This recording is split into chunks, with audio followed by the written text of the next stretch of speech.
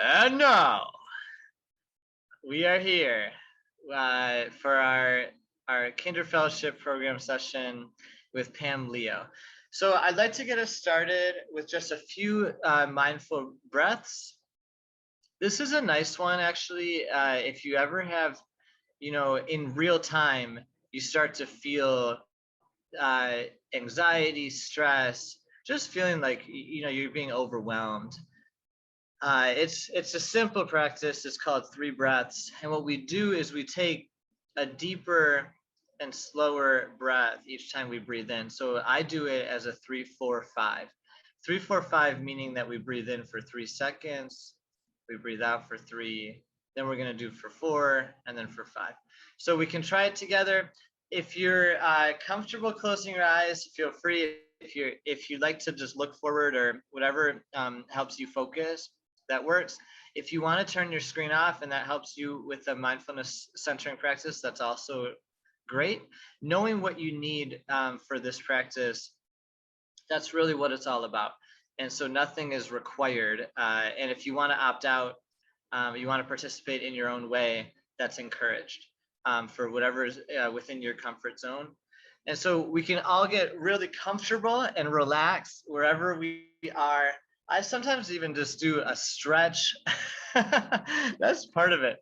It's just treating our bodies and our minds to some presence. And when we're present with ourselves, we can notice what we're feeling, what we need, and really figure out how to meet our own needs in this moment.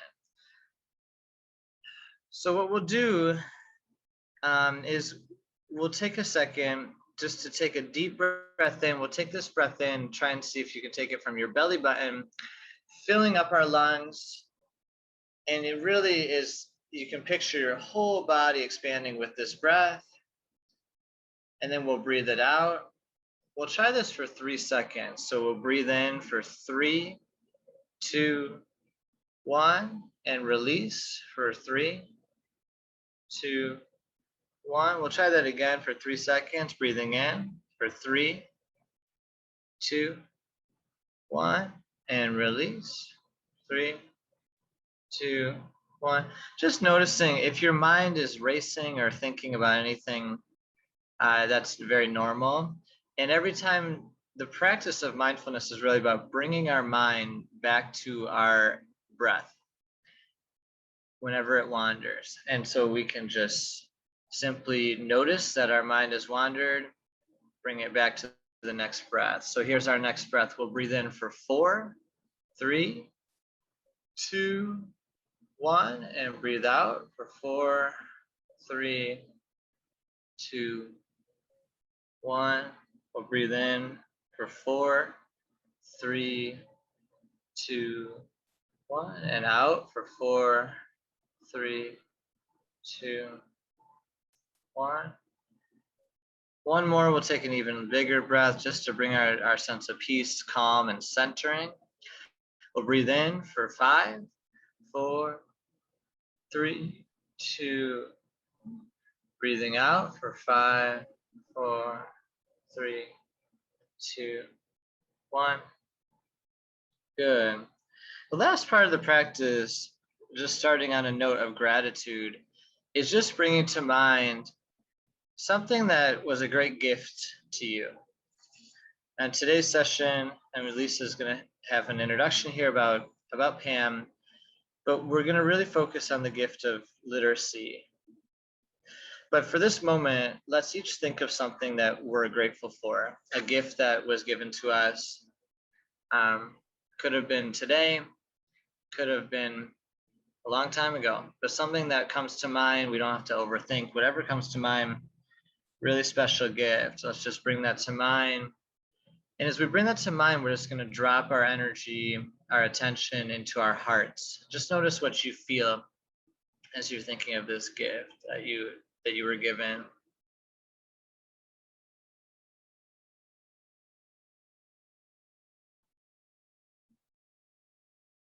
And the last part of our practice, as we practiced last session, there's this balance in between giving and receiving. So with each breath, we give and receive. And we'll focus for the last moment here together in our mindful practice to start us off on a gift that we have, we did given. So a gift that we did received. We'll do a gift that we've given to someone else that we were really happy about. We felt like it was a really important gift that we gave to somebody else. We can bring that to mind, a gift that we've given to somebody else.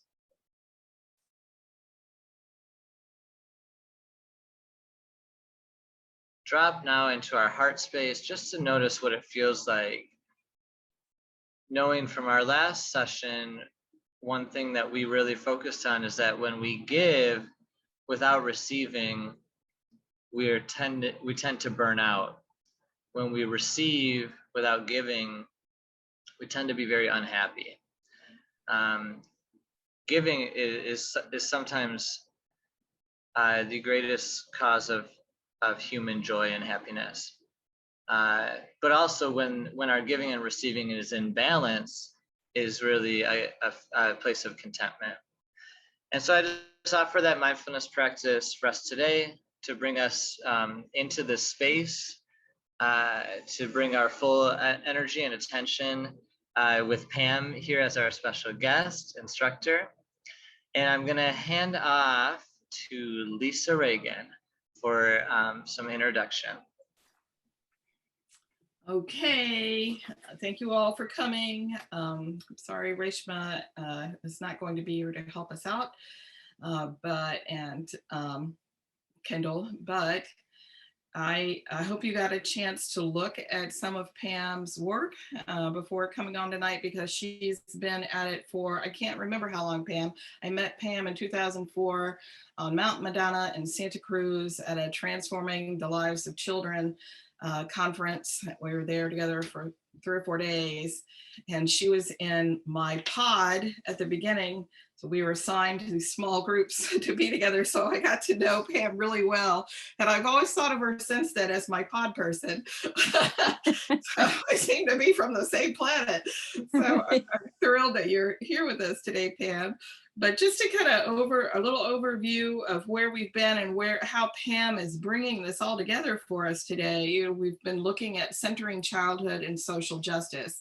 And we mean our own childhood, awareness of our childhood, and then the childhood of actual children and social justice, where oppression begins. So we're looking at not carrying patterns forward through ourselves and our own actions, and becoming more effective activists in our communities because of that awareness, and then also being able to act on behalf of children in a more respectful way.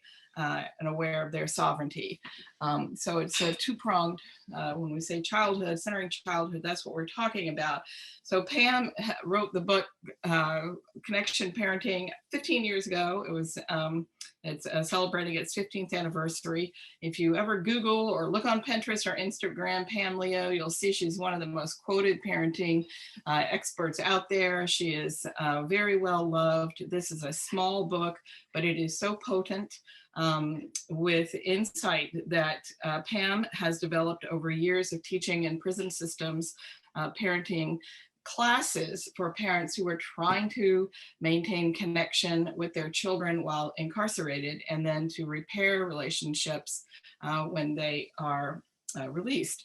So right now, the Book Fairy Pantry Project is a continuation in a way of this connection parenting book work, as she'll tell you, because it is about family bonding and literacy.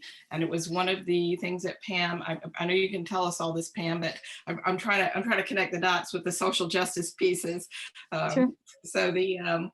So what she'll tell us is when she was teaching those classes, she noticed that the majority of people, or a very large part, were illiterate. And this seemed to be a real problem and a real part of the legacy that they were going to be passing on to their children. And she was looking at not only ways to repair parenting and child relationships, but also to address the literacy issue. So the Book Fairy Pantry Project was born, and she does does have people around the world picking up the materials on the website to create their own community programs. She has figured out, and she will tell, this is the part that is amazing with Pam's community artivism, as she says, how it is that she can get things done that other people and bureaucrats and bureaucracies would take a lot longer to do, through relationship, through connection, through her orientation and her ability to approach organizations and people, and to close this ridiculous gap that we have in the United States between, we have plenty of books, and we have so many homes that do not have any books, and children that do not have books, and to bring them together. Again, inside the orientation of this is a social justice issue, and it's also a child issue, a parent issue. And I'm so amazed that you have been able to do all of the miraculous things that you're doing, Pam, for all of these years in such a heart-centered way. And I should also tell you, she just got a $25,000 grant from the Stephen King Foundation to distribute her new book, Please Read to Me, which she's going to read to us as our parting tonight. We're all going to get in our jammies and have our little snack, and Pam's going to read to us on the way out. So, okay, Pam, that's Pam Leo. Thank you so much for being here. And then I guess what we would like to do is to have Cambria and Jenna introduce themselves to you, so you get to know them before we get started.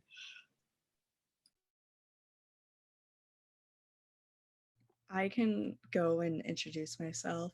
So my name's Cambria. You can call me Pam. It works well. We rhyme. Right? Forewarning, my cat is on my lap and he's sleeping. So Sweet. if anything comes up with my cat, that'll be that. He likes to make a recurring appearance. But I'm an undergraduate student at UW-Madison, and I'm studying political science, history, and a certificate in Afro-American studies. And I'm really interested, like most particularly, I don't think that's a word, but in literacy rates among low-income students. I came from a low-income background, and education is very interesting for me, and socioeconomic status and all that. So I'm really excited to hear from you today. And I'm gonna pass it to Jenna. Thank you. Hi, Pam. I'm Jenna. I'm also really grateful to be here today, and thank you for meeting with such a small group. I am studying transformative leadership at the California Institute of Integral Studies, and I'm really interested in intervening in intergenerational trauma. I'm also looking forward to being a parent, and I ordered your book, so I'm excited to get that. And but before sort of this research stage of my life, I was really focused on educating, bringing access to education to girls, specifically those in war-torn areas of the world. So I'm a big fan of equal access to education, and literacy is a part of it. Thanks so much.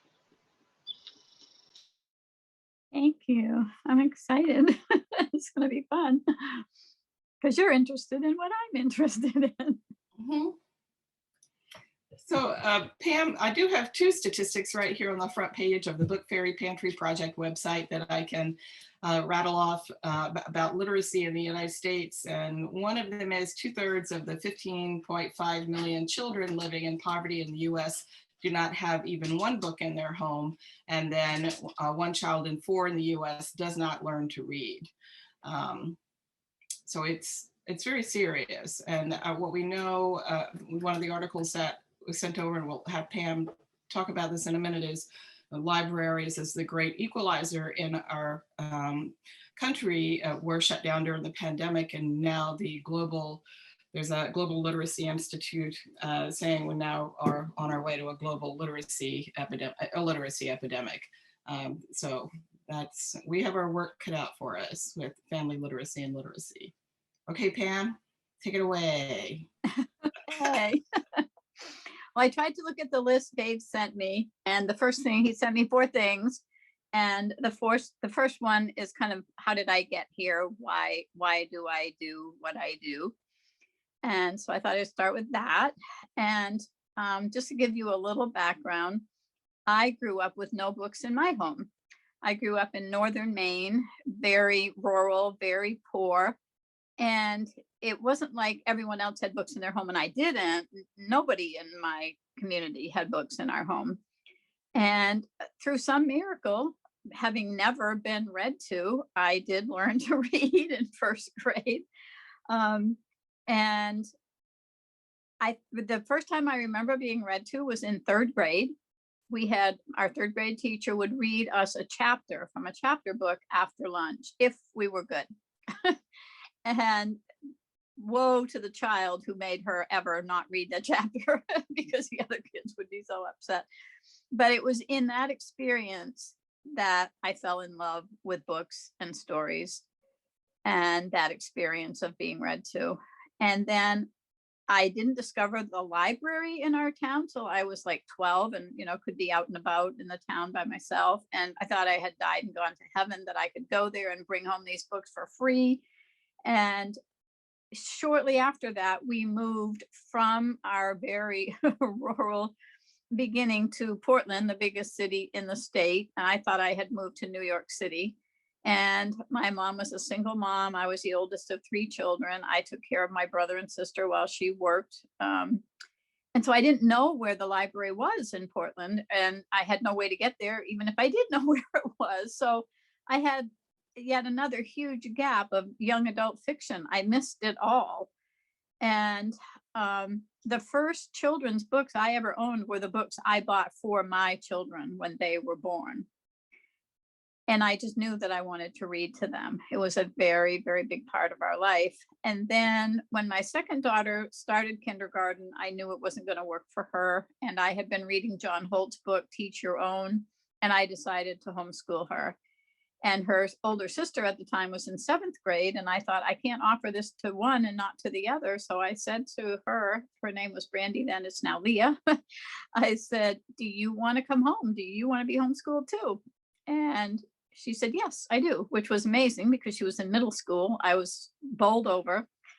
And so she homeschooled until high school. And then she decided she would like to go back and try high school. And she almost made it all the way through high school. She had enough credits to graduate, in her senior year. And she said, I can't take this anymore. I feel like a pony in a turnstile. I need to come home and finish out homeschool. I can still graduate. I have enough credits. And she has since told me that that was probably the most empowering thing that I did as a parent for her, was to give her that choice. You can stay in school or you can come home. It's up to you. And I didn't really know that until years later, that was such a powerful impact on her. So to kind of fast forward, I am the daughter of a teen parent. I am also the mother of a teen parent. My second daughter became a teen parent when she was 17. I am also the grandmother of a teen parent who became a parent. The second daughter of my second daughter became a parent at 17. So I became a great grandmother 5 years ago. And I was at the birth. And shortly after the birth, I was writing a letter to my granddaughter because I knew, as the child of a teen parent, he was going to need everything going for him that he could possibly have. And I was writing her a letter saying how important it was going to be to start reading to him right now, and that I would supply her with books and just to read all the time. And somehow that letter to my granddaughter morphed into the poem, Please Read to Me. And it was amazing to me. And I thought, wow, I wonder who would use this. This would be great for some literacy organization. So I went on Google and I started Googling literacy sites. And what I saw shocked me. Literally, like, I was horrified to see, and it was on every site, that statistic, that 2/3 of the 15.5 million children in this country did not own even one book, which, connecting the dots, meant 10 million, this makes me kind of cry, 10 million children were going to bed every single night with no bedtime story. how were they ever going to fall in love with reading? How were they going to learn to read? Every important thing I've ever done in my life, I could do because I could read. You know, everything I wanted to learn about parenting, I found books and I learned it. Everything I've ever wanted to learn to do in my life, I found books and I learned how to do it. And I thought, you know what, this is just unacceptable. I, as an individual citizen, cannot do anything about poverty, but I can sure as heck do something about getting books into children's homes. This is outrageous. I shop at Goodwill all the time. I know how many books there are out there that there's no reason for there to ever be a child who has no books. And so I thought, all right, well, how would I do this? And just a couple days after I had this thought, there was an ad on at my mom's on her television. I don't have television. Saying they were gearing up for a food drive. And I'm like, food drive? Whoa, distribution system for books. Every community has a food pantry. If I could get the food pantries to agree to give out books, if I could get elementary schools to do book drives, because all the children in elementary school will have just outgrown the age books I'm looking for, birth to 5, we could have them do a book drive, donate the books to the food pantry, and voila, the very parents, if they don't have enough money to buy food, they don't have enough money to buy books for their children. And one of the strongest things that I learned for all those years of working with parents, incarcerated parents, was no matter what their parenting circumstance, they want to do for their own children. And this was the perfect way to set that up. So Book Fairy Pantry Project is even more about getting children's books into the hands of parents, even than getting them to children.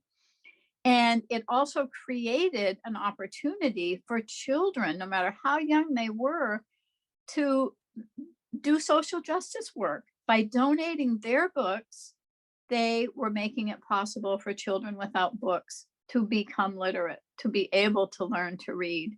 They need to be read to in order to learn to read, although I have to say I'm an exception to that. And so were probably most of my peers. We just weren't read to, but we did somehow learn to read. But today it's so mixed for teachers. They have children walking into their classroom, some who've been read to literally since before they were born and every day since, and others who just arrived in America. And in Africa, in most of the communities there, books are not part of children's lives until they go to school, if they do get to go to school. So they're coming into the same kindergarten, first or second grade class with no background with books at all, not turning the pages, not, even speaking English. So teachers today are facing a very different circumstance than maybe we didn't have kindergarten, but the first grade teacher I had a room full of all children who had not had books. So it was a level playing field. It is definitely not that today. There's such a variance in the children in any one classroom. So thanks to Lisa, my idea, I started thinking about it and I thought, you know what? I was very instrumental in the Alliance for Transforming the Lives of Children getting some very major funding. And I thought, I think some of that funding should fund this project. So I wrote a proposal, the best I've never written one before, but I wrote it out, what it was I was hoping to accomplish it and how I wanted to accomplish it. And told Lisa about it. And I said, I'll need a website. I don't know any of this stuff. I'm like the lowest tech person on the planet. And she's like, hold on a minute. And instantly we had a website. And also, I just want to quickly tell you, I put together a bag of books because everything I want to tell you is about one of these books.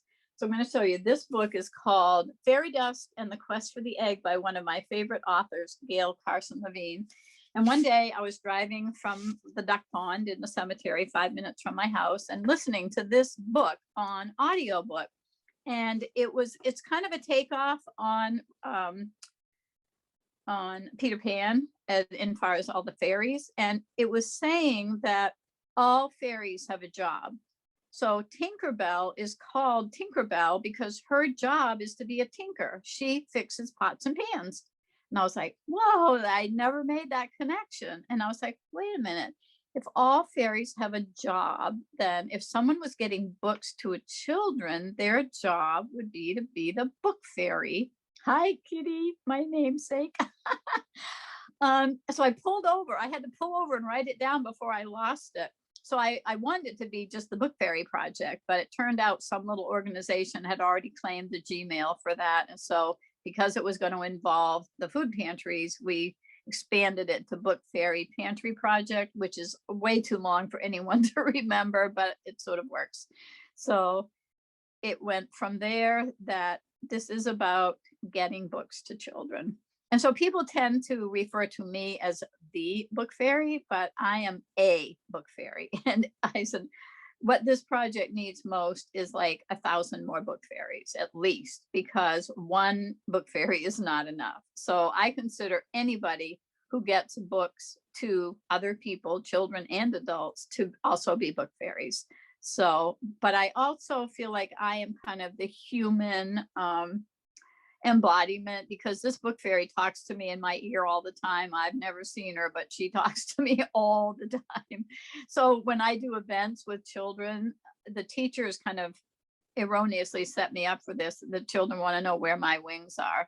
So I had to come up with a solution to that. I do wear my monarch wings in season, but all year round, I don't show up at events with children with wings. So my answer to that is that until every child on the planet has books, I don't get my wings. And so that solves that. So we got the funding. I found a graphic designer. We got all the pieces in place, and I just started going to food pantries and schools and asking. And people were saying yes. They were saying, yes, this is a great idea. We can do this. And fortunately, in our community, the Goodwill is very active in the community, and they were sponsoring these once-a-month luncheons that any do-gooders in the community could come together. They provided the pizza, and we could share what we do in the community, and we could, be resources to each other, and we could network, and that helped a lot. That helped a lot. And the fact that I had already been in, child, circles for many, many years also helped a lot, because I had a lot of credibility and my book. But literacy was really a new direction for me. But when I realized that the most powerful way that I know to connect with a child is through reading them a story or telling them a story, but is through stories, that it really connected what I did through connection parenting classes and my book to literacy. So it's such a win-win. I just did 4 libraries today for 4 moms at the Crossroads, which is a rehabilitation facility. And it's a new thing that when they leave, they get a bag library from me of 13 to 20 books, and they fill out a request form. And I take that request form and I try to customize that library to what they talked about. And it is just the greatest joy in my life, is making those libraries for these families, because I just picture them when they get it and seeing like, oh, she found this book, and oh, here's a book about this, just like I asked for. And they consistently are just blown away, because I get the list midweek, and then on Sundays I go to the Goodwill when they're having their big half price everything. And I have my list, so I can just, really, really customize them, within reason. And so it's just so much fun to know this is going to change their whole relationship. They've probably been separated. There's some degree of estrangement. And this is a way to bring them back together with these books. So that's how I got to be doing what I'm doing. And so it was my dream from the time I wrote that poem, for that poem to be a board book that parents would read to their children as like one of their very first books, because at the same time they're reading it to their baby, they're getting the message of please read to me, because parents hear so much about read to your children, read to your children, read, and they're kind of preached to about it, to the point where I'm sure they get tired of hearing it. And this is in the child's voice. This is in, please read to me, not please read to your children. So it's very exciting to me that it's a book. It's been illustrated by 7 main illustrators, 3 of which are youth illustrators. And it was actually one of them who said to me, well, Pam, because every publisher I approached wanted to pick the illustrator, and I didn't want them picking the illustrator. I wanted to pick the illustrator. She said, Pam, what if you got a different illustrator for each stanza? And the minute she said it to me, it rang. I was like, oh my gosh, Matilda, that is absolutely brilliant. And it took off from there. We got illustrators. The illustrations are to die for. And then I've known for a long time about the Stephen King grants. And I thought, I really just want to be able to give these books to every new baby born this year. So I got from WIC the number that in 2018, 12,300 babies were born in Maine. And so that's when we talked to the printer, I said, how much would it be if we ordered 12,300 books from you? And they gave me the figure and filled out the application for that amount of money. And here we are. It's actually happening. I'm so excited. But I have to tell you, Lisa, and you need to hear this, is totally the wind beneath the book fairy wings, because it wouldn't be where it is today if it was up to my level, my skills, and the things that I can do. I'm very good at the things that I can do, but there's so much that makes it work that I rely on you for so much. And I just want to tell you how much I appreciate that. So shall we pause and before we go to an exercise and just see if anybody wants to ask anything or give any feedback about what I've said so far? And somebody should time me, because when I'm talking about what I'm most passionate about, I can't shut up.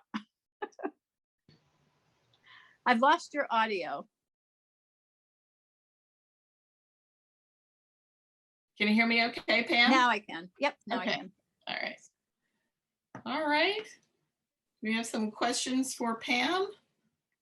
Did you say Dave gave you 4 questions to ask? He gave me 4, topics, actually. I'll tell you what Okay. they are ahead of time. So one was to tell my story of why I do what I do. The second one, I wrote my own notes. The third one is about activism, to talk about activism. And oh my gosh, I wrote I was looking on the screen and writing. So anyway, I have things to address the 4 things. I don't remember exactly what they were, but to make it interactive. So I do have an exercise I would love for us to do together, because it's so relevant to what we're talking about. But just before I moved on to that, I wanted to just let people catch up and take a breath and see if there's anybody who wants to ask anything or Okay. comment. Sorry, I just wanted to interject a little bit, because everything you said has been like a very new dream. You've been doing it a lot longer than I have. But the past few months I've been trying to bring books, and I've kind of made a project to put little free libraries in low-income areas. And so everything you just said was so perfect and like made my week, and it's just it's single goal I have when it comes to it. You just shared it, and I just wanted to say I'm very interested and appreciative, and it's so great to hear that, and I just love it. So just Oh, I love it. And there's so many, and we've done that in our community, because the little free libraries in our community tend to be in middle class communities. There are none in under-resourced communities. So we just put 2 in public housing communities, and it changed everything, because the libraries were closed. These children who didn't have books in their home had no access to books. And we gave them little bag libraries first, because I didn't want to put these little libraries in, that hold maybe 30 books in a neighborhood with 300 children with no books. That would be crazy. So we made sure that we flooded the neighborhood with books we gave them request forms. And that's where I started making the I call them little freedom libraries, as in freedom from illiteracy. And then by the time we installed the little free library, they had books to swap. You know, it works. It really works. And it's so exciting. And Eagle Scouts, this son of a woman that I worked with at a school, needed a community service project for him to get his Eagle Scout badge. And she said, I want you to do something that will serve the children of my school. And I said, what if he builds me a little free library? And he built 2. So it was awesome, really awesome. So I can totally, you know, share with you ways to make some of these things happen. And literacy is something people love. You know, I'm lucky. It's a popular project. Everybody loves books. And if I had to give you one secret of how I've gotten so much support in my community, I give them books for their children. Every person I work with, I give them, I find out, you know, what they like, and I drop off books at their house and say, I think people who work hard for the community should have things for their children. And people never forget it, and they will move mountains to help me. So when I wanted to do this grant, I needed a distribution system. How am I going to get all these books to all these babies? And so I went to the woman that I work with at WIC in Portland and said, look, could we get all the WIC offices throughout the state to receive these books and get their workers to pass them out? And she messaged every one of them for me. And but I've been giving her children books for 5 years, you know, so I worked up to it. So little secret, give away books to the people you want to have influence with. Thanks. Thank you. You're welcome.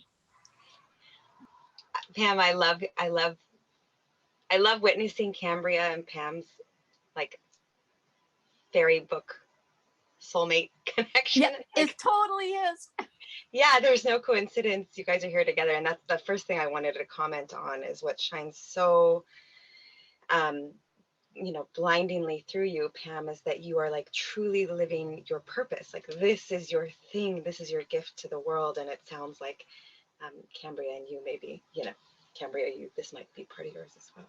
So thank you for that, because I think what the world needs, right, is more people living their purpose, giving their gift to the world. And it's really inspiring. I just wanted to, so I was curious. I have 2 little questions. The first one is, so you got one book to every single baby that was born in the state? We will. They'll be printed this summer. We hope by the end of September to have 12,000 books shipped to Maine, which I will then distribute to all of the WIC offices in Maine. And they will distribute every time a new baby comes in to register for WIC, they will get a copy of my book. That is so cool. Isn't it? Yeah, that's amazing. That's and amazing. Stephen King paid for it. Yeah, good. As they should.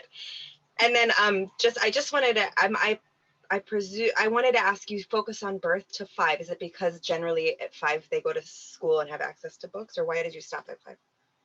Well, actually, 2 things about that. I'm so glad you asked that question. Initially, it was birth to 5 focused, because if they get books between birth and 5, the chance that they're going to have an easier time reading and learning to read is so much higher, so much higher. And I mean, it changes the whole culture of the home.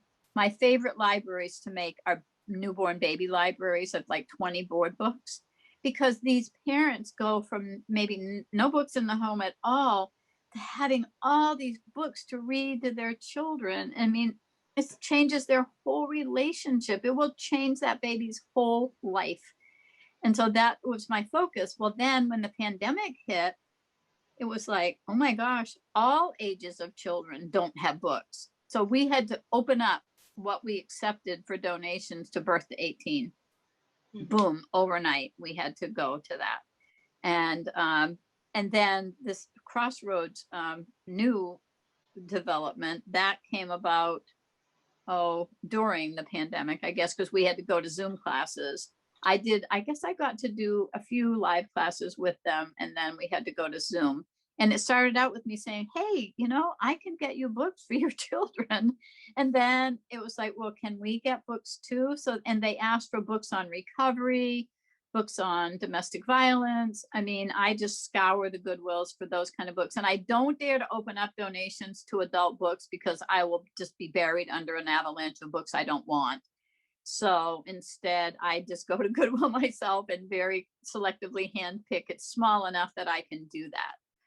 So that was why it's like those first 5 years will make all the difference. And I mean, that's not to say that, you know, if a child comes into reading later than that, but the sooner we get them, the better they will do. And I tell, you know, especially like oftentimes little boys, if they have not been read to, can be, you know, they just want to zoom their cars. And so it's like, okay, let's get books about cars, you know, and interactive books. So, and one of the things that I do when foster parents visit their children who are currently in foster care, it can be really awkward and it's hard because there's that estrangement.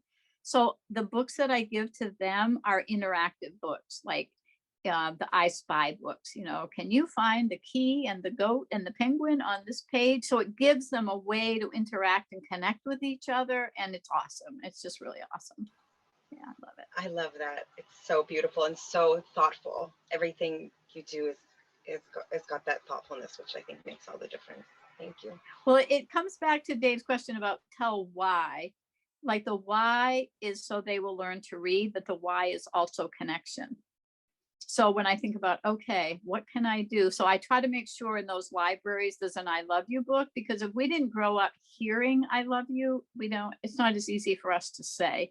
But if we can read it to our children in a book, which is actually a perfect segue into the exercise I'd like us to do. Do you both have like paper and a pencil? Because I'm going to need to ask you to write something. So if you want to find some or get some. Sorry, I have a really quick question. Sure. It's just, I have a question about households where the parents don't speak English or where the children don't speak English.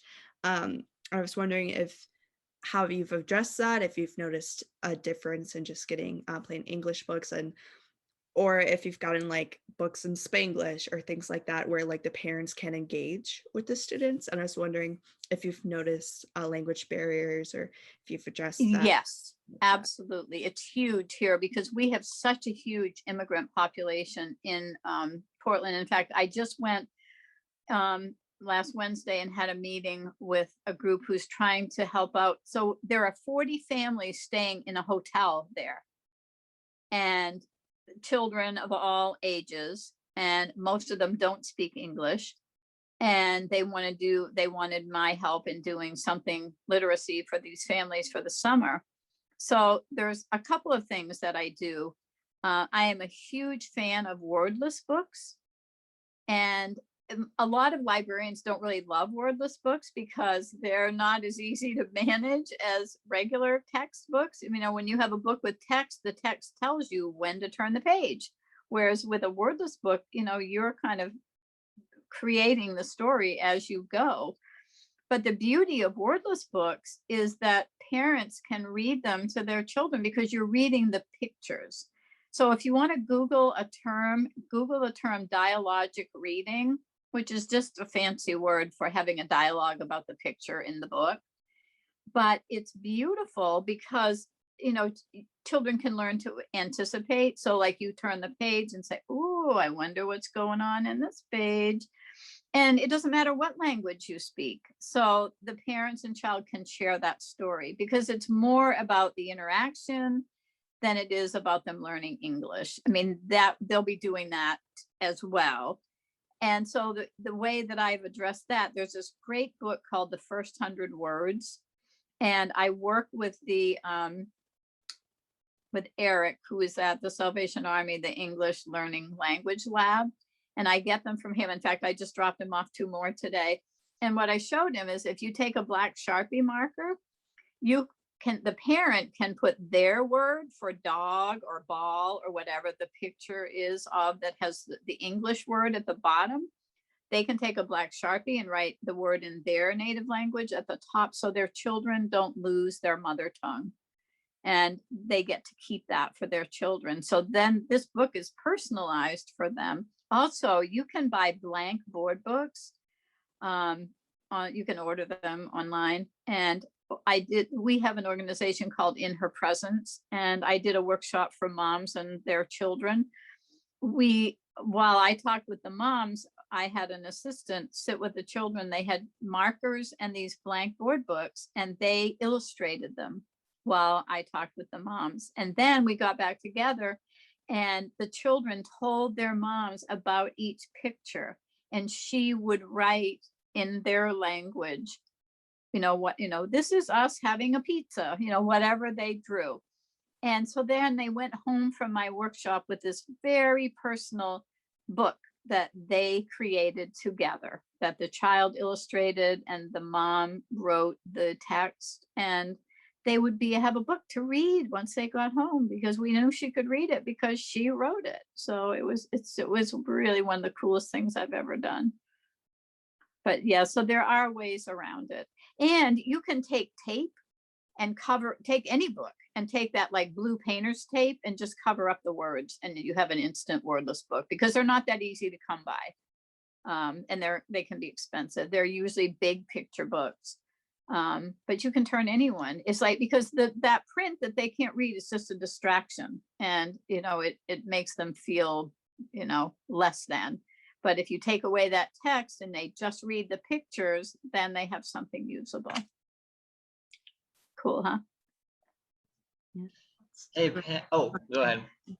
Oh no, just wanted to apologize for interrupting. And no, this is about what you need. I want to do what you need. Thank you. Okay. So we move on to the exercise. Hey, Pam, can Yeah. Can I delay the exercise one more Sure. time? So 2 things. One, with the Pam Cam power team here, how do you build a network? So if you want 1,000 book fairies, how do you build that network? So I mean, if someone like Cambria, if someone like Jenna, myself, if anyone was interested in working with you in solidarity in a different state, because we're representing 5 different states on the call. Yay! That's So, like music to my ears. yeah, how do people work with you in the work that you're doing? I'm just wondering. So right now, I mean, all the information about being able to start a book fairy pantry project wherever you are, they're in Ireland, they're in other states across the United States, they're in Australia. I'm hoping soon to be in Zimbabwe and England, because of connections I've made with people there. And so we communicate either through email or Facebook messaging. And I just am kind of a coach, and because everyone can sort of figure it out themselves. I mean, the basic thing, you go to your local elementary school, you have to make connections. So it's like, oh, my neighbor is a teacher at the elementary school, and you sell one person on your idea. And this is what happened for me. The very first book drive that I did, the student who ended up being the girl who said, what if you got a different illustrator for every book? Her teacher was an illustrator. So she did the cover and the back cover and 2 of the inside illustrations. But, it's very much like, okay, who do I know in the community who has a vested interest in this? Well, teachers want children to be able to read, so they're going to support you like crazy. And everybody knows there's so many books. And I even did a book drive at a preschool, at a nursery school. And one of the things I asked the parents to do was to talk to their children about what would their home be like. And I mean, these were more affluent. This was an affluent preschool. If you had no books in it, if we didn't have any books in our home. And so it started this whole dialogue between the parents and these 3, 4, and 5-year-olds about what their home would be like if it had no books in it.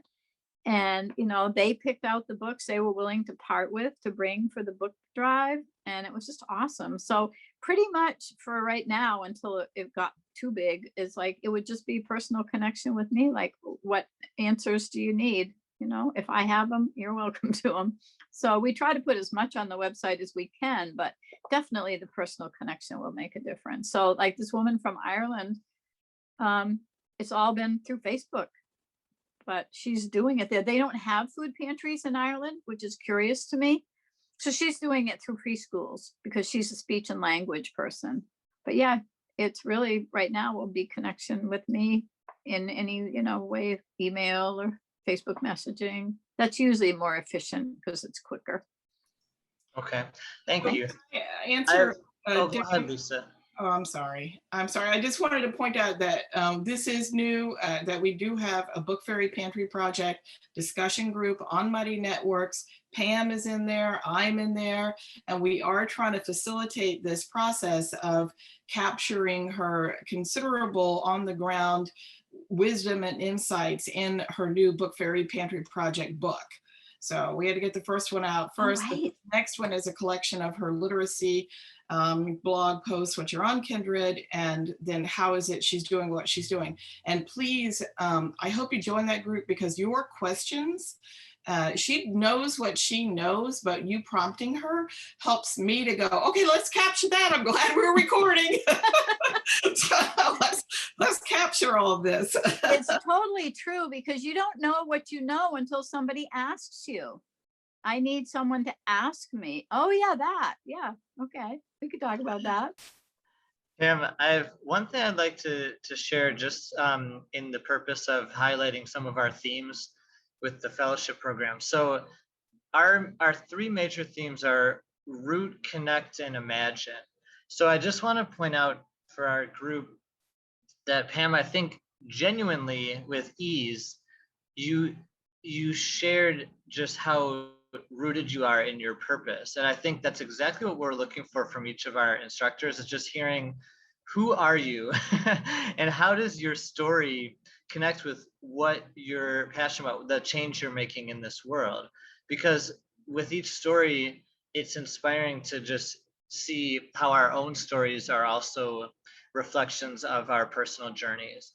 And then as far as connection, I just want to point out there's two parts of connection. I think one I'd like to point out is that that literacy has always been central to social justice, in the sense that I think that the foundation of slavery was built on keeping the practice of reading and writing, away from anyone that is you're trying to keep power away from it. I mean, it's about power, and that continues to this day. And so I remember when I joined Teach for America in Detroit, that they shared that actually that prisons, in terms of projecting their future growth and how they're going to build the prison infrastructure in the United States, think globally, they actually look at third grade literacy rates. They do. And they make projections off of those rates. And it gave me the worst chills, because I mean, it lights a fire under your ass like nothing else as a teacher to think about that, because I work at a K-8 in a pretty tough area in Detroit. And this summer, I'm actually teaching literacy. I'm an English teacher.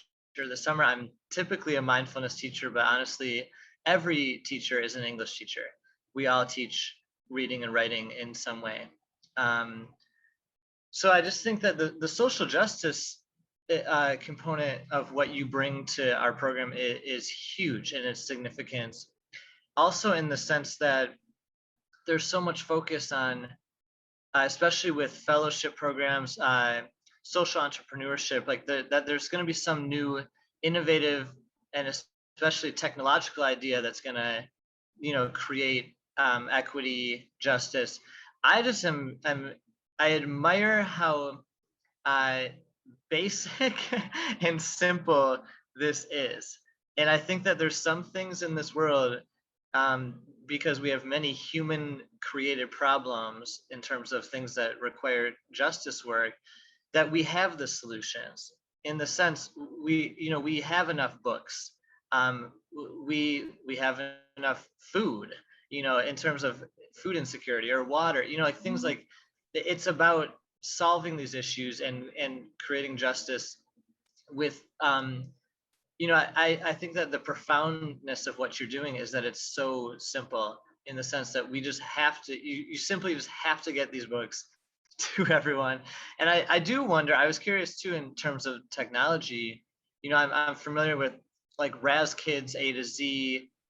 There's a lot of cool programs out there that actually use technology to open up digital libraries to kids. However, I do know that the screen time is a major issue, and that reading in person, and it's about your second point, it's about connection and relationship. And so that could happen over technology, but I think there's a there's a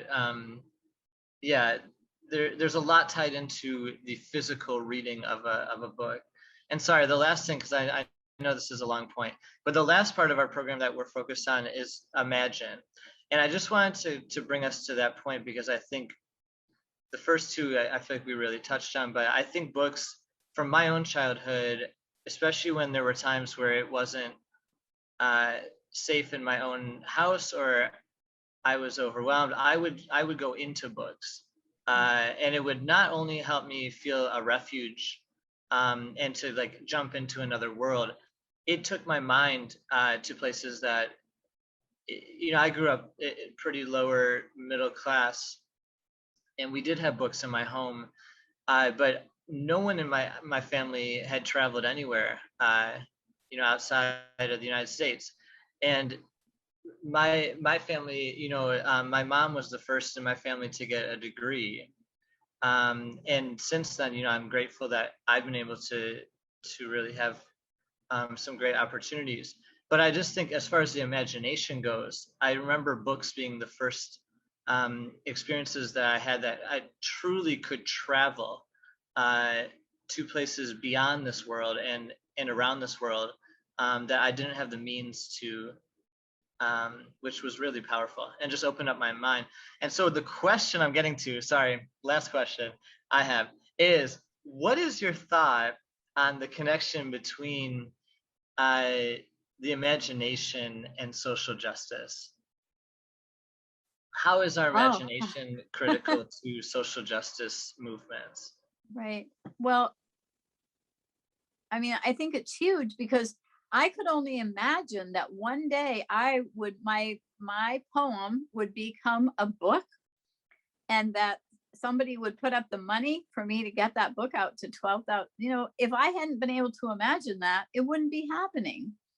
And so, I mean, I listen to books all the time in my car, audiobooks, and very often it's all those books that I missed as a young adult, because they're all new to me. I never heard them then or read them then.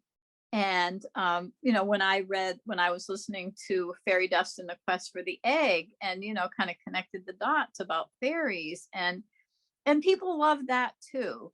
So I think it just, so there's another book that I will read too, that really addresses that. It's a little golden book called I Can Fly. And it, one of my favorite, I surround myself with quotes. I have them everywhere. I buy cards for myself because I like what they say, and I put them in frames so I can see them every day. And one of my favorite ones is, if you can dream it, you can do it.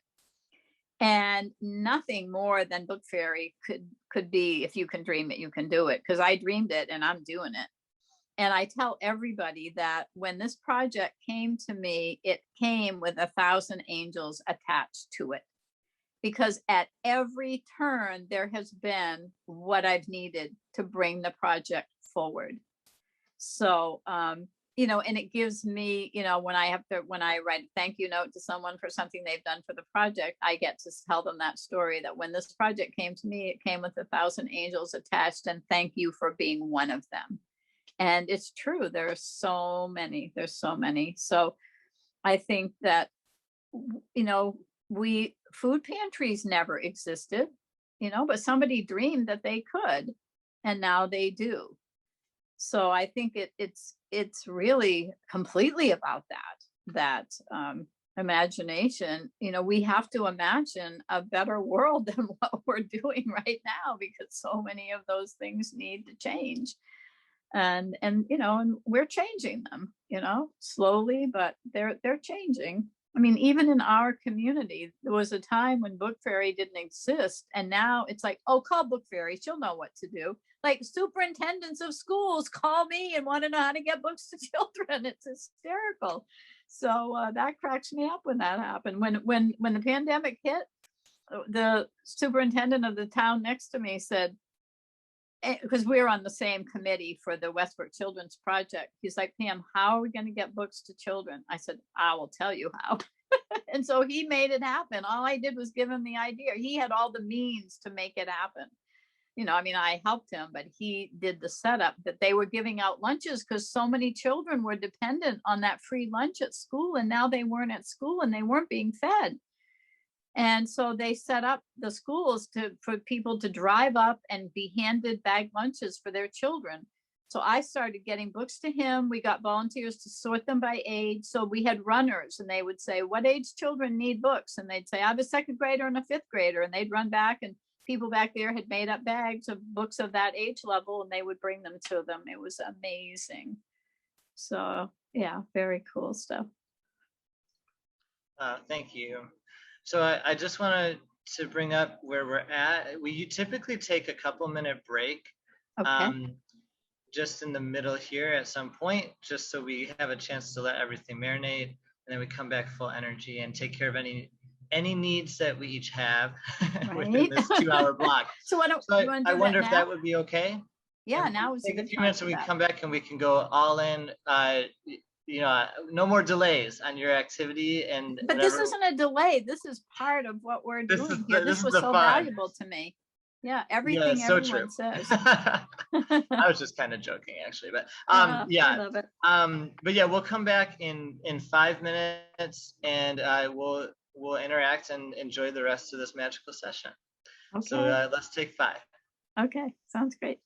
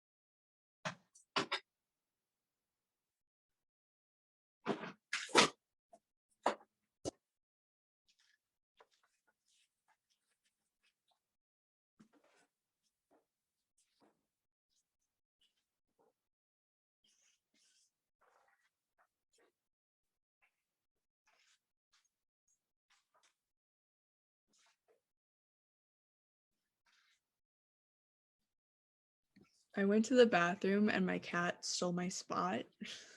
And he like fell asleep in that time. So now he's upset with me. So What is your cat's name, Cambria? his name is Saturn. I am really into like space. Like that was the whole thing. So I named my dog Apollo for like Apollo 11. And then the ship they used was Saturn, the Saturn 5. And then I got it tattooed on my arm too because I love my animals so much. That's awesome. Uh, that's funny. That's something that I feel like Smittens would do. My cat, you'd be like, "Oh, I'm just gonna leave for a second," and then she would be like on the meeting, probably facilitating something. You know, when I come back, be like, "Smittens, come on." And then she gets mad at you. You know. Oh, absolutely. Cats have the biggest attitude ever because they're like humans are incompetent cats better than you. I'll stare at you because you did something wrong. They just do their own thing. True. I like that Lisa's cat made an appearance today too already. It's pretty nice. All right, Pam, we are handing it back to you. Okay. Anything more about cats? Or no? Okay, here we go. Back to Pam. We'll talk more about cats later, and maybe on Saturday, and at our next session. But Pam, we're gonna hand it over to you and take it away. Okay. So the exercise that I thought we would do, you don't need to have children to do it, even though it's in my parenting book. But I just wanted to share with you, when I went to open up the page to find it, I saw this quote of mine that I haven't read in a long time. And I just want to share it with you because I think I'm going to make a meme out of it after our call. And it's, the only conflict that exists between parents and children is between the strategies that we use to get our needs met. And I was like, wow, wasn't that brilliant of me to say that? It's true. That's the only conflict that exists between us. So anyway, the exercise is, I would ask you to take a piece of paper and draw a line down the middle of it. And on the left heading would be don't want, and the right heading would be do want. And what I'm going to ask you to do is to make a list of all the things you can remember experiencing as a child that you know you don't want to do when you have children. You don't want to do those things with your children or to your children. So we'll just take a few minutes to, and you know, some of the obvious ones are like, I don't want to yell at them, or I don't want to hit them, or, you know, things that you can remember having experienced or witnessed that you know you don't want to parent in that way. And it could be a list of 5 things, 10 things, 20 things. We'll just take a few minutes for you to work on that list.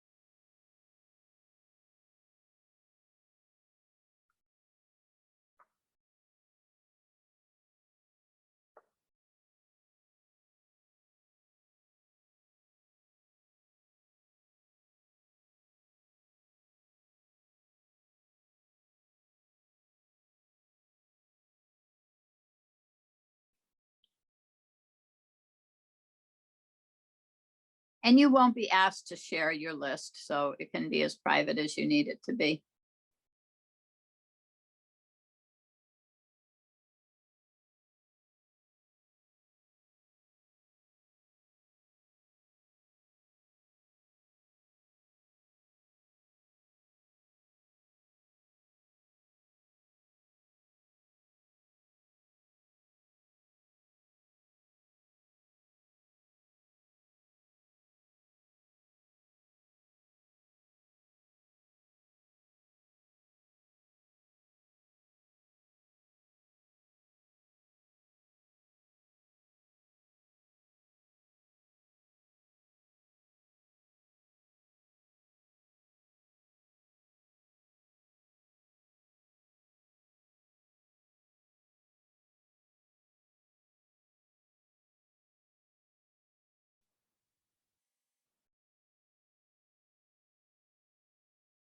So we'll give it maybe another minute, and however much you get at that point will be enough to work with.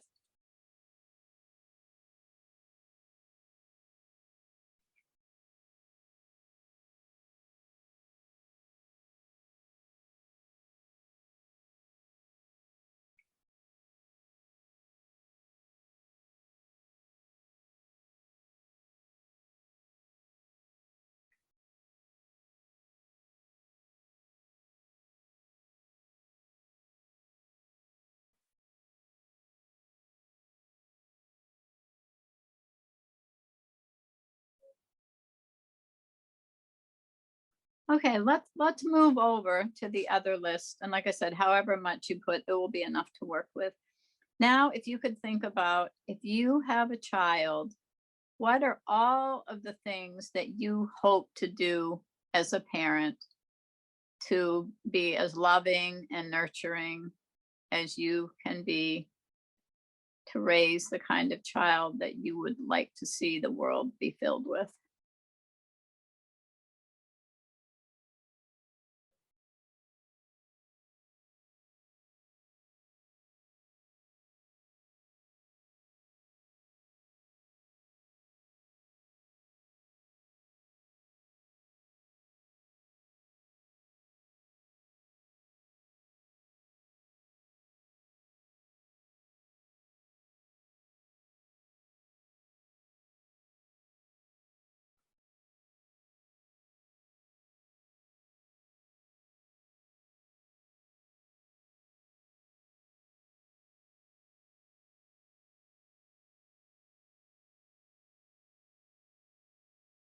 So normally these lists are being made out by people who already are parents. So it'll be a little different. For one thing, you won't have any guilt about what you did or didn't do to these non-existent children yet.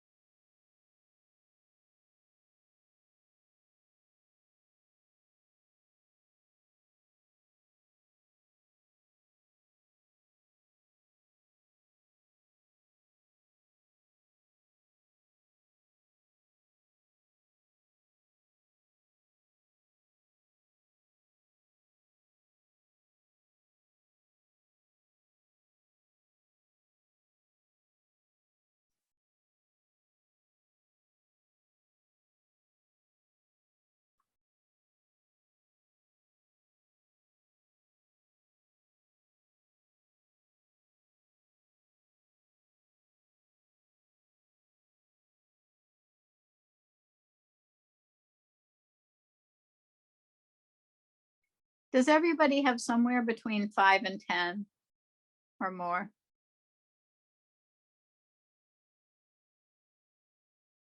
Everybody does? Okay.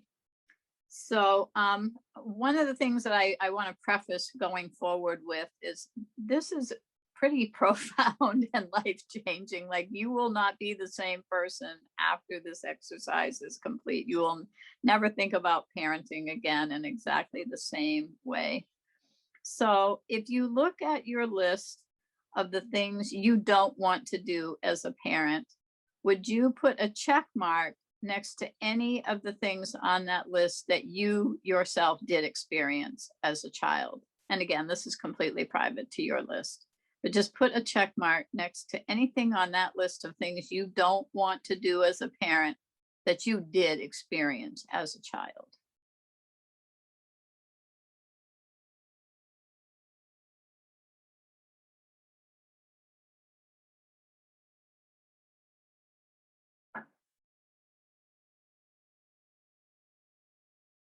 Okay, and then we're also going to do the same thing on the right-hand list. Any of the good stuff things that you wrote down that you know you want to do, put a check mark next to any of those that you yourself did experience as a child.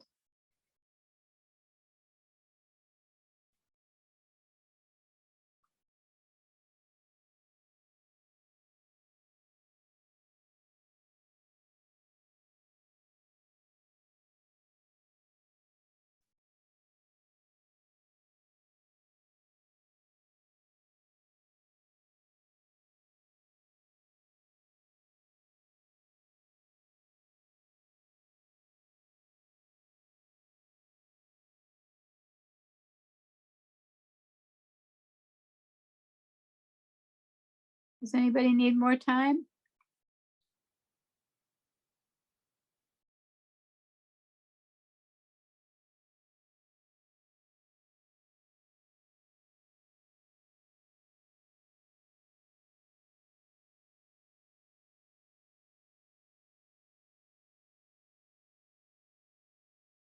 People feel ready to move forward?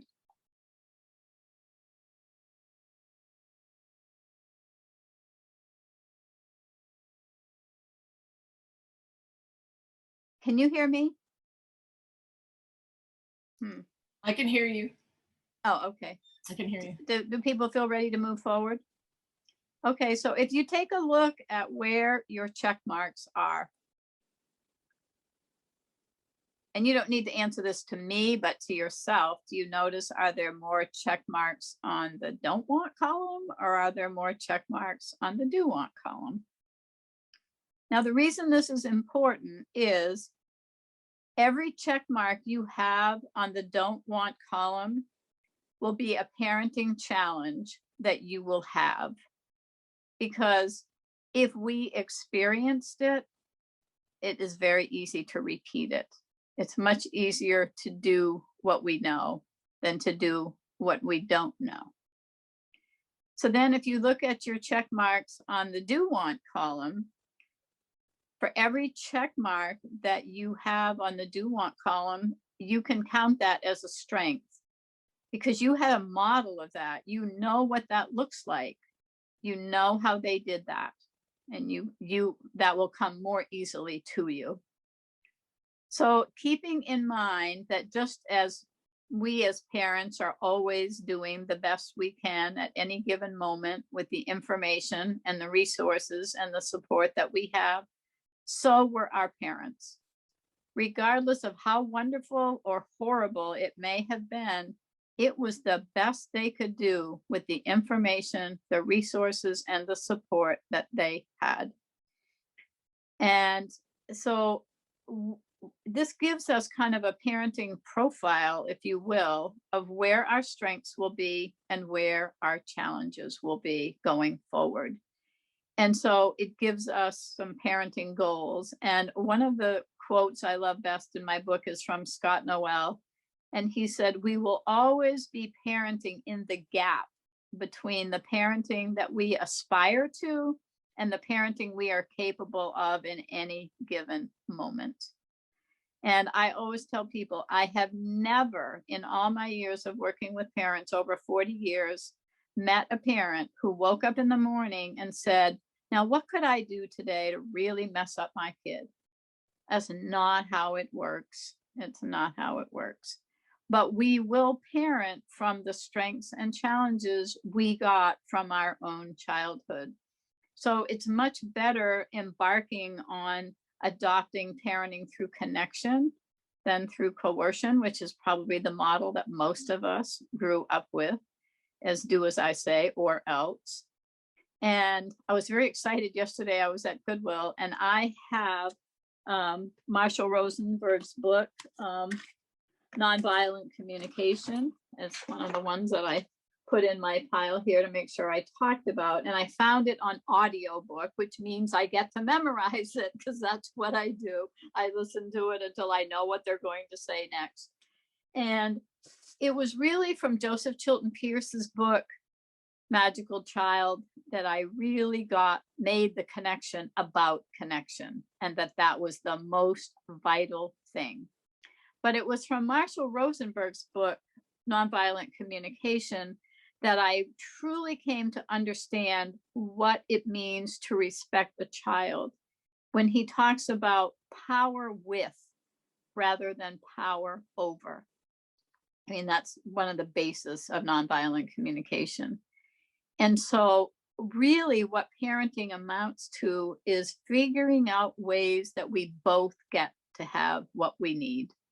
Because that really is true. The only conflict that exists between parents and children is in the strategies we use to get our needs met. So say you got to get to the bank before 5 o'clock and your child is happily playing in their own little world in the kitchen. and we have a conflict of needs. You need to get the child out the door with you because you can't leave them alone. And the child needs to continue doing what they're doing. So what do we do without exercising our power over them? How do we do that? Well, one of the things is if we had a village that we all need, there'd be someone there to stay with the child while you race to the bank. But in lieu of that, because most of us don't have that, is to talk about it with the child and say, you need to stay here and play, and I need to go to the bank. How are we going to both get what we need? And involve them in that and make some suggestions like, can you bring that cool truck in the car with us? You know, can I let it really go to tomorrow and do it and not have to disrupt this? But it's power with instead of power over. And I just so learned so much from his work that it's so added to my own. At the end of every chapter in my book, I have puzzle pieces because people kept saying to me, when are you going to write a book about what you teach? And I kept saying, I don't have all the pieces. I know I don't have all the pieces. And I finally realized I will never have all the pieces. I'm still gathering pieces, but that I should at least write about the pieces that I have. And all those pieces came from my being able to read about the things other people figured out and connect those dots into what became connection parenting. So this exercise that we just did is just a way, it's just a tool to be able to look at what we learned and what we're bringing forward with us, and which of those things do we want to keep and which of those things do we want to change.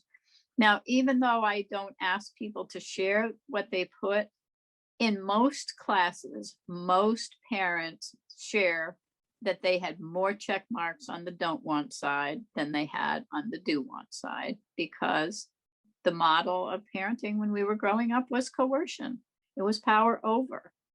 So it's a huge step to step out of that model into the model of connection and understanding that children deserve the same respect that we expect.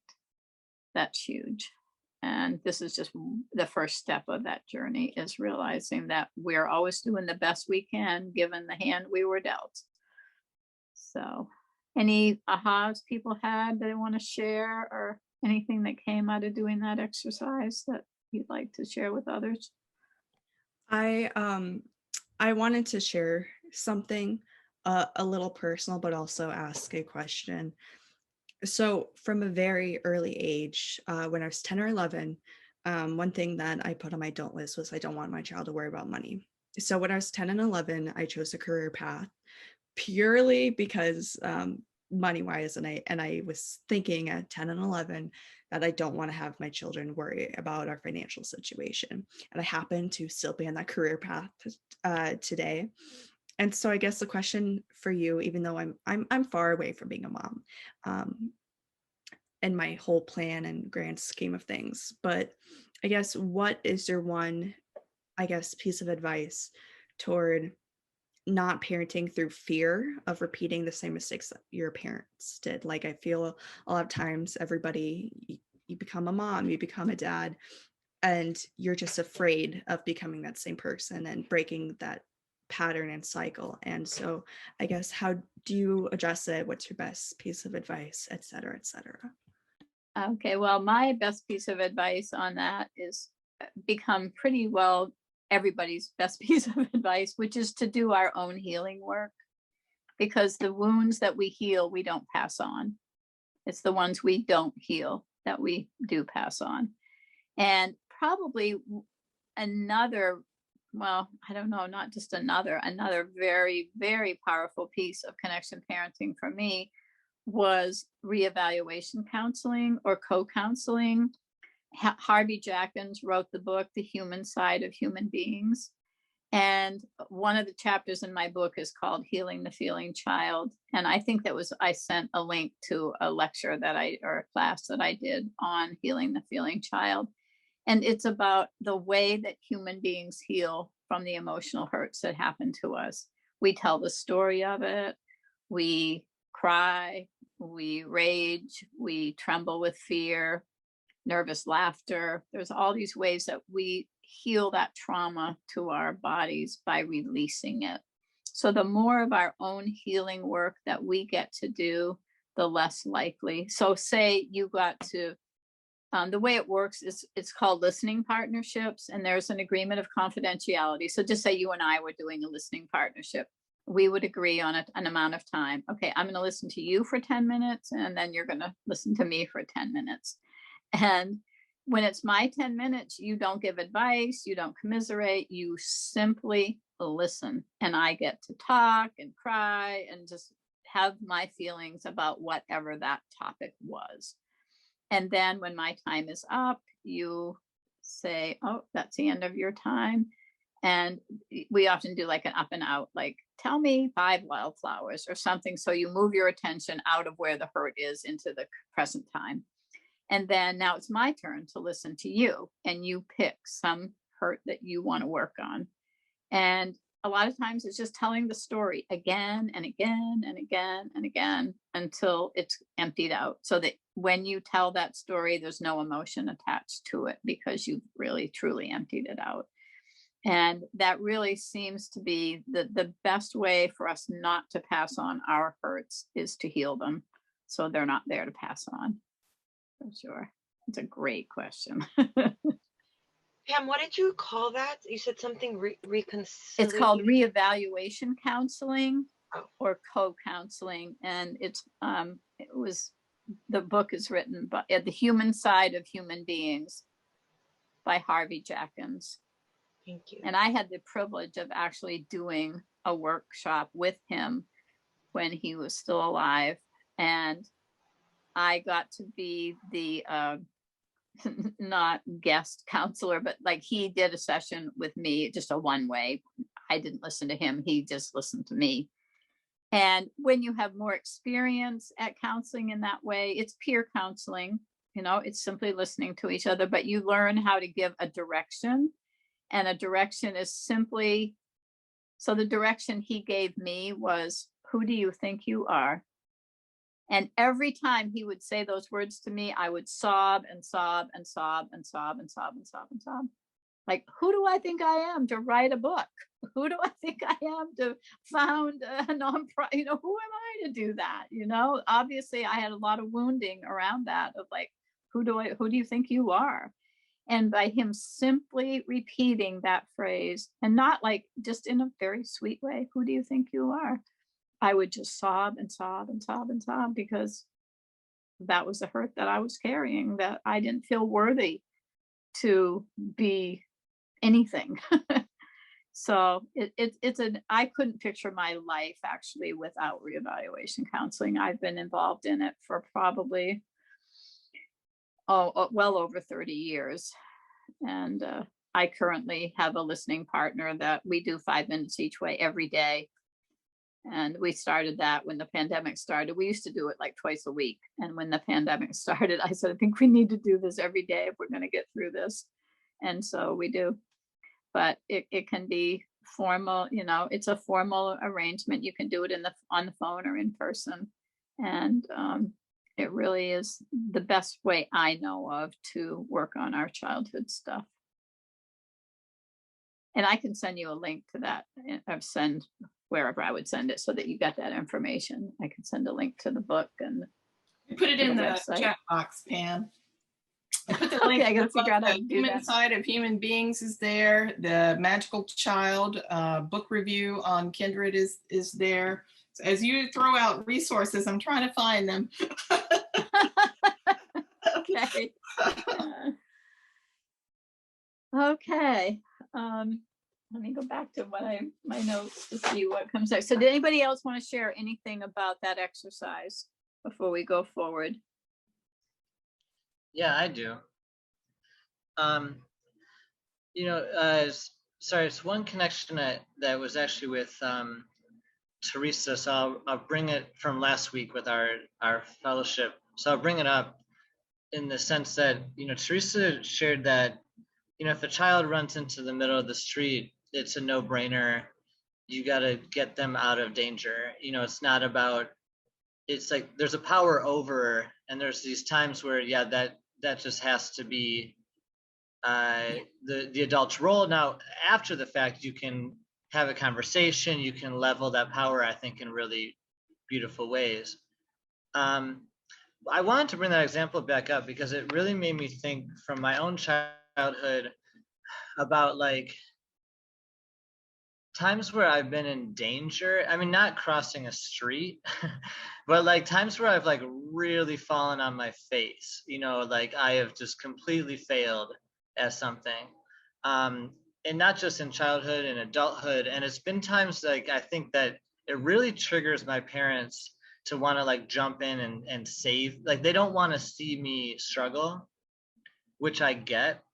But I've found that, you know, one of the things I do want is to have my children and just children I work with to fail forward, like to be there to support them. I mean, to be there, not to just be on the sidelines, like just watching, but to support them, but to not save them from it or not like solve it for them.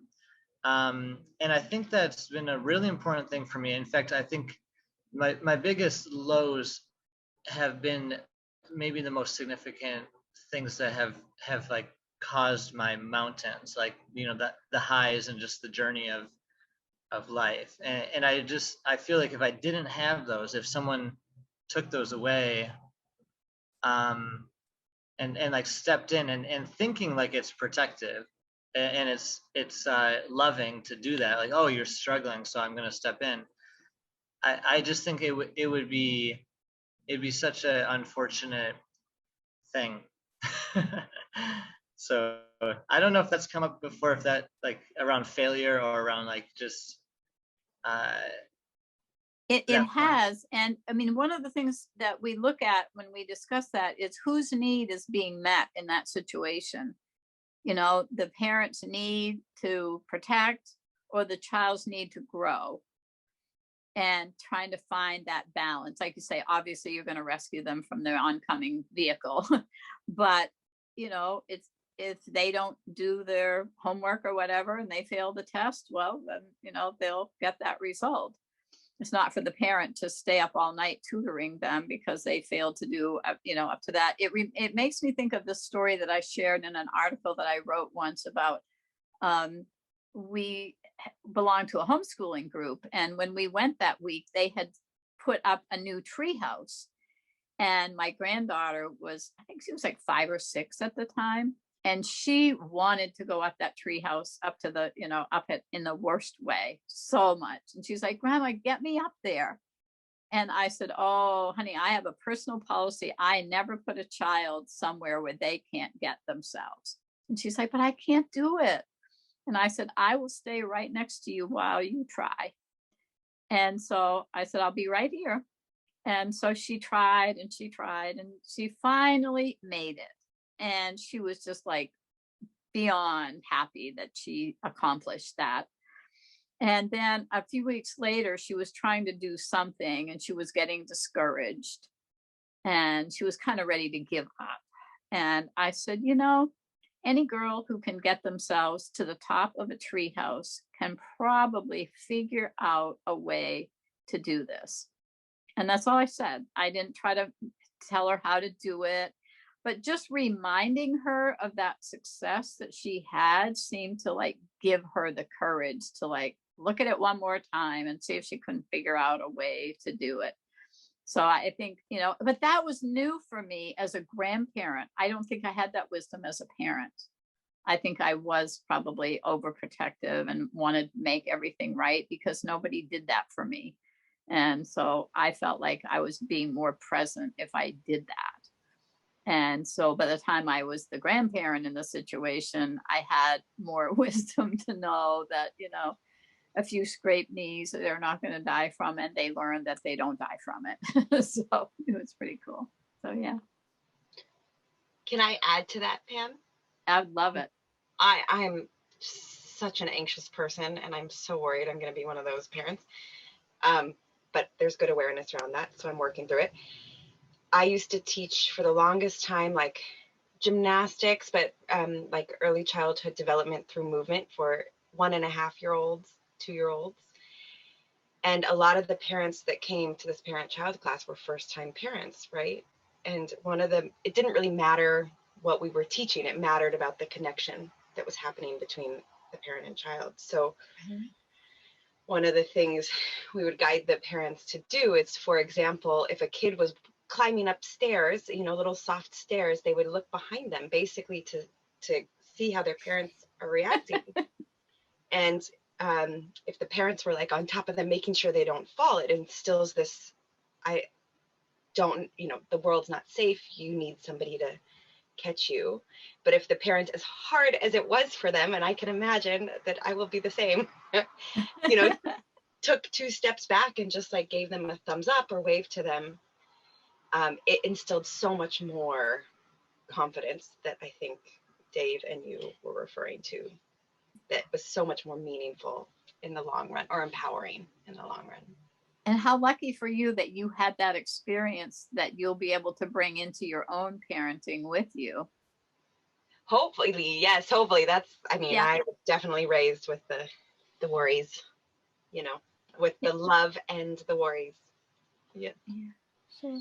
Yeah, that's a great example, though, about the very concrete difference, because they're looking at us to see, am I capable of this? And you're like, yay, or, they read us really well.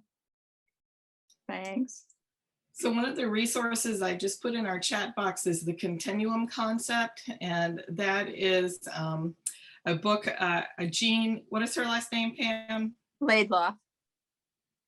Jean. Leidloff. Oh, yeah. Okay. Lidloff. Yes. And she went as I think a graduate student, and was living among a certain tribe and was watching how they were taking care of children who were left to walk near cliffs or over logs. And she thought, what are you thinking? What are you doing? And that whole how you instill confidence, but you're present, also just a cultural difference. And really, what is it when you have a community, you have lots of adults watching children, and then you have this one adult who's expected to be hypervigilant all the time with a small child. I mean, there are some reasons why in our culture parents are hypervigilant and can end up that way, because we're really not supposed to be doing this one woman or one man show as a parent. We're really supposed to be in community when raising children. But that book is like the go-to book for the cultural difference and kind of what you're talking about, how babies will look to see, is this scary, is it not scary? And as long as all the adults are going, you're fine, you'll figure it out, you'll fall off that log, you'll get up, and you'll be thrilled to do it again and keep trying until you work it out. Absolutely. It's funny, I got reminded of that book again recently. I was listening to Peter Gray's book, Free to Learn. Wow, I recommend that to any parent and anybody who's ever thinking about being a parent. It's so awesome. And he talks about her book and, a lot of what she said in her book. And it was fun to be reminded of that. So the next thing that I had on my list from Dave's list was advocate versus activist. And when I first started doing this literacy work, people kept referring to me as a literacy advocate, which of course I am, but I felt like I am way more than that. I mean, being a literacy advocate kind of to me meant that, you think children should have books and you try to promote that. But to be a literacy activist meant boots on the ground, like get out there and get books to children. Don't just agree that it's a great idea. You have to find ways to do it. So I don't think I ever I guess maybe I was a parenting activist too, without really realizing it. And so, for more of us to think of ourselves as activists and what does that mean? And for me, it permeates my whole life. Last the 4th of July, that night, the place where my books are, I was building libraries. And I thought, wow, it sounds like those fireworks are right outside the door. So I walked to the end of the hall and opened the door. And sure enough, I had a perfect view of the promenade where they were being shot off. But what I most wanted to do that night was make my libraries. That's what makes me happy. And so for me, being an activist means that it isn't something I can turn on and off. You know, it's like, it's part of my everyday. It's part of my thinking when I wake up and when I go to sleep, like, how can I do this more and better? And, you know, who can I get to help me do more and better? And I have this book. It's actually a notebook or a journal, but I put it in the bag of things that I wanted to share with you. It says, one woman can make a difference, but together we can rock the world. And, you know, that's like, I feel like it's great for there to be a book fairy, but if we have a fleet of book fairies, if we have book fairies in every state, if we have them in every community, we can end illiteracy for free. We can absolutely do it. And the only missing piece is the man and woman power to do it, because I've made the model, the books are there. I just have to find a way to inspire enough people to say, yes, this is worthy of my time, my heart, my labor. And I mean, it's happening for me around here. I get, you know, offers of volunteers all the time. And unfortunately, I can't accept as many of them as I'd like to, because I don't really have a place where I can say, okay, come here and help me sort books. And, you know, so in some ways, it's kind of a one woman operation, and yet it's not, because I couldn't get these books out to Early Head Start if the social workers didn't call me up and say, Pam, I need books. And I say, all right, you know, I'll have them here for you to pick up. So, I mean, you know, I always tell them, you're my wings, you know, you're my wings, because you deliver them. And I drop things off at regular Head Start. But if it weren't for them telling me what they're working on, I wouldn't be able to provide the resources for them that I do. So while on the one hand, I mean, I am kind of a one woman show here in Maine, there's so many people that work with me. Last winter, where my things are stored is at Maine Needs, and they mistakenly sent bags that I had put together of pajamas and stuffies and toothbrushes to one of their locations. It was a mistake. And then I'm left holding the bag that I have people expecting those, and I don't have them anymore because they gave them away. And it was a genuine mistake. So they put out on Facebook, we made a boo-boo and we need a help book fairy. We have to replace these. They came pouring in. The community just rallied and they loved it. They had so much fun making up the dinosaur pajamas with a dinosaur stuffy and a dinosaur book. And they sometimes even found toothbrushes that had dinosaurs on them to carry the theme. You know, and those bags came about because I saw that so many, if children haven't been read to, there is no magic in a book for them. There's just no magic there. And so I thought, all right, how can I attract them to this book?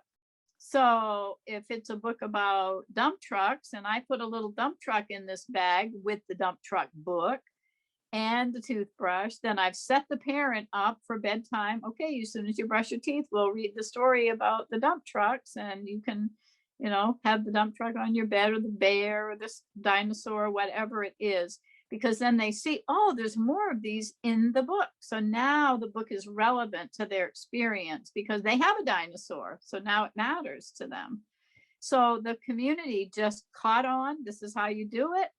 And the bags just came pouring in. We even had enough to send to Northern Maine to one of the Head Starts up there, 45 families. They all got, you know, pajamas and stuffies and toothbrushes. It was just fabulous. So people, and especially during pandemic, it's like people so want opportunities to do activism. They want to actively do something. They went shopping and they found these things and they put them together, and people involve their children. They do art kits.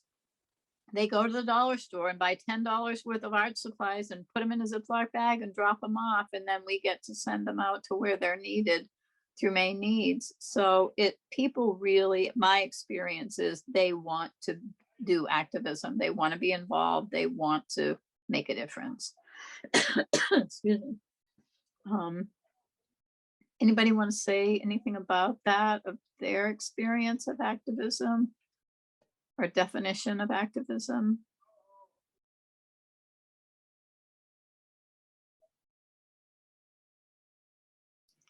Pam, I think the reason your activism works so beautifully is because it is the relational activism. And Dave can tell us about the different kinds of activism. And we've sent out a chart in our newsletters that I just took it out of there this past week, but it shows that there are different approaches to activism and there are different ways to think of how to get something done. But yours is this, I don't, Dave, is she doing kindred activism, relational activism? There's all kinds, but it's definitely that your skill set is in connection. And that's what comes through, your capacity to make connections. And you're not looking at, you see the people. I can hear it in your voice. You see people, you see the person in the construct of the institution, the government bureaucracy, you said WIC doesn't do that. They don't work, they're a federal organization. They don't work with individuals, nonprofits for something like that. But this person did because you are relational and working with her to get this done. And Absolutely. Yeah, so that it's a beautiful thing. It also seems very subversive, which is really cool. That's why I love it. Right. Right. Well, it's so funny too, because if you can give something away for free, you are in the door. You are in the door. When I first started, my whole relationship with WIC came out of taking a neighbor and her granddaughter for her appointment and sitting in their waiting room and seeing the paltry few shabby books they had there and saying, would it be okay if I brought some books just for the waiting room? And she said, well, you can, but we'll keep them back here because the children will want to take them home with them. And I said, I want them to take them home with them. I'll bring you more. And so it started out with just waiting room books. And then, because I didn't quite have the confidence, the donations weren't coming in quite plentifully at that point. And I said, if I get to where I can't give you probably enough books to give every child one at every visit, but if I could give you one for every new child enrolled, would you want to do that? And they were like, sure. They didn't have to get approval to get free. And so free has been my ticket everywhere. And so then I chat with them and I hear about their granddaughter. Oh, and she loves ballet. So the next time I bring books, I bring a book for the granddaughter that's got, too many tutus. And so now she has this great book to take home to her granddaughter. She is going to go out of her way to help me do this. And it's completely about making those relationships. And there's nothing that makes me happier than connecting the right book to the right person. And they feel that joy, they feel it, that made my day, that I got to give this book to this child or this person. And it's that good feeling. And people love to receive books. They just love it. I had a woman knock on my car door window the other day and said, can I give you a book? I saw the sign on the side of your car. And she handed me a book out of her car. She said, I just want to donate to it. And so she did. She just gave me a book. It was cool. Well, I don't want to interrupt any flow, but we have 3 minutes left.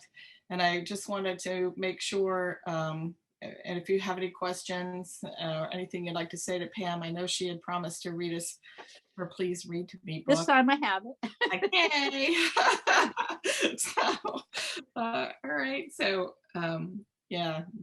Dave, did you have anything you wanted to wrap up with? Yes, before we do the pajama book reading, really quick, because Lisa, you gave me an easy intro here. It's important for our fellows that we are able to define kindred activism. And so our 3 themes of kindred activism are, again, being rooted in ourselves, connected to our why, connected to our authentic self. And then the second is connection, authentic connection, and that's an authentic connection to activism as well. And then thirdly, our imagination. And so kindred activism is simply activism that embraces our rootedness, connection, and imagination. Relational activism is a very powerful term that was coined by two researchers in Canada, both women, who really found that there was a paradox in activism, in the sense that traditional or conventional activism did not capture the full picture of what activism is. It actually neglected a lot of contribution from majority of what women were contributing in the environmental movement in Canada. So we had that article actually as part of our curriculum, because it's significant in showing that the way activism has been traditionally defined has historically been a masculine framing, in the sense that it gives more I'd say accolade, or societal awareness to the power of things like marches or protests, or things that are called direct action. Those are very powerful. I'm not trying to say they're not. However, there's a real power to relational work, to community building, to, I remember in Occupy, I'll say this quickly because I know we're running out of time. There's a lot of things that go on with any movement in terms of childcare, cooking food, creating safe space, supporting everyone who's there, and all of these things matter. So the article about relational activism really was focusing on how relationship is the fulcrum of social justice work, and how conventional and relational activism actually work together to create lasting change. So I'm going to hand it back to you, Pam, for our story.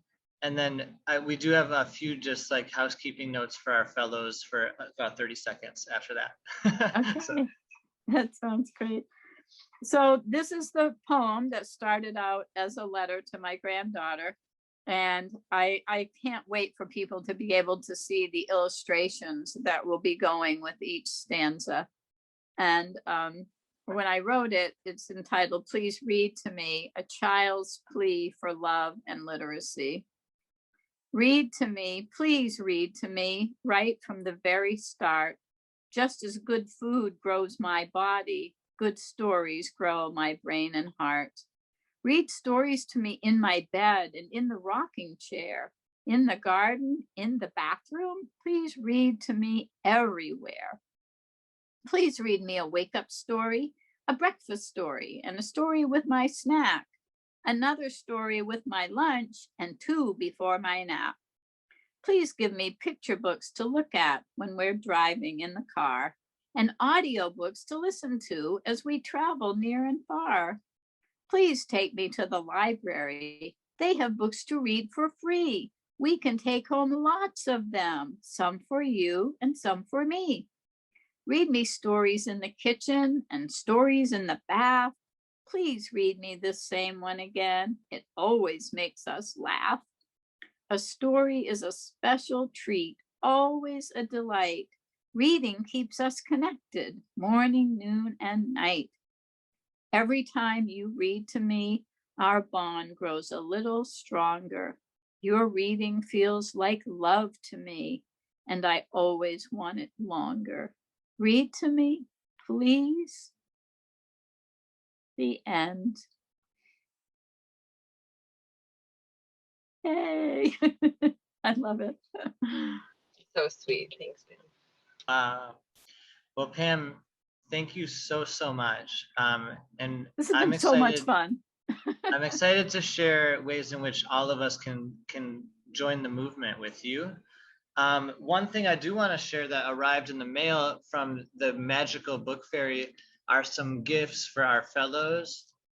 So we have the official audiobook of Connection Parenting, Parenting Through Connection Instead of Coercion, Through Love Instead of Fear. This is a gift from Pam that we're going to be sending out to our fellows, because we have a little gift goodie bag that will be coming to each of you at the end of our fellowship. So we'll do one shipment of a few different little things at the end. And so I just want to say quickly for our fellows, we do have an evaluation for each of our sessions. I'm putting the link here, which really helps just to hear what you're taking away from each session. And again, we thank Pam for joining us today. Pam, we just want to invite you to our final showcase, July 27th. It's a Tuesday, 6 to 8 p.m. It'd be lovely to have you there. Our fellows will share some of their insights from the whole journey and also their next steps for their own community engagement. It'd be pretty cool to have you there if you can make it. I'll put it on my calendar. I'd love that. Oh, sweet. And I'll close us. We start with mindfulness. We're going to close with a 1-minute practice here, and we'll honor the end of our time. So just taking a deep breath in, letting the beauty of the last 2 hours we've had just rest on our hearts. Coming back to our theme of giving and receiving, just thinking about one thing that is really sticking with your heart right now that you've received from this session. It could be a new thought, a new idea, maybe some motivation or energy or connection. Just taking a moment to honor that and to feel that. And then in the next breath, letting that go. In our next new breath together, just thinking about something that we gave today. Each of us provided part of our sacred space. We each co-facilitate our space every time we meet.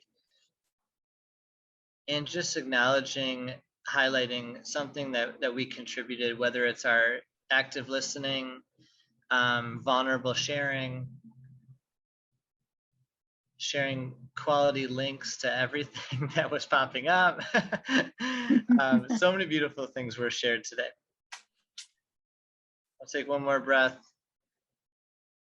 and we'll close for today. And so for our fellows, real quick, just a reminder for our activist pages, and all of this will be in an email, but our activist pages for after the session. And then we do have our next playground activity is actually sharing 3 pictures of social justice progress. So a creative way to start to look at what social justice in moments, everyday moments, actually looks like to each of us. Any questions from our fellows or from Pam? Otherwise, we are 5 minutes over. I apologize. But we are set for Saturday.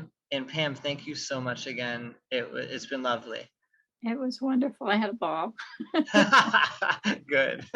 Yeah, Pam, your warm energy and kindness and commitment has just been like a breath of fresh air today. So thank you. Oh, yours has too.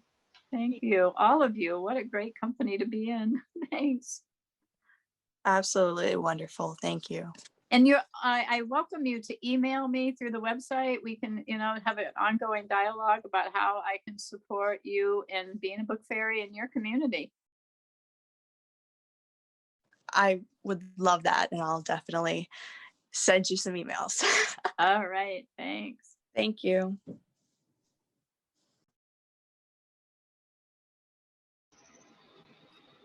Thank you, Pam. This was great. It was so fun. That sounds a lot of fun. Can you believe it? I enjoyed a Zoom call. Oh, yeah, that's true. That's great. That's right. Everybody. All right. Good All night. right, take care, everyone. Take care. Bye-bye. Bye.